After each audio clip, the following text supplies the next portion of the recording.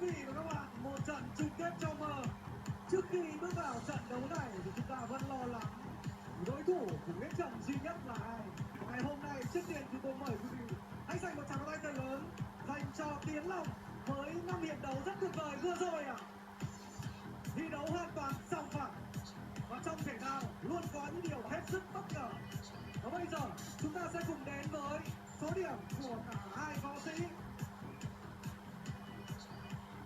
Giám khảo 1 48-47 đỏ thắng. Giám khảo 2 46-49 xanh thắng.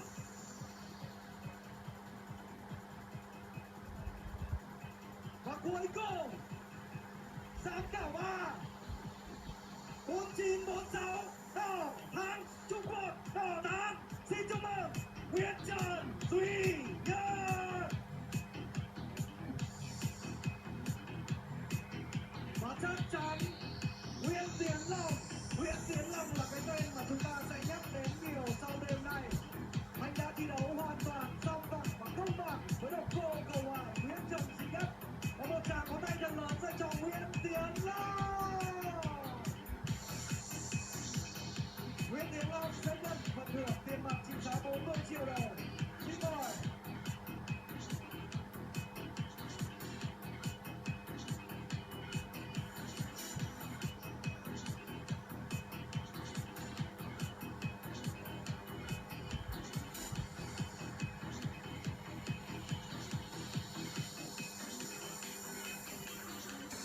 Và xin mời Nguyễn Tiến Long hãy bước ra vị trí để nhận phần thưởng của mình.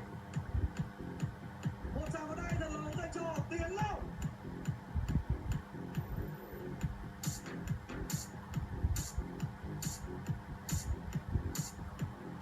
Năm hiệp thi đấu quá tuyệt vời.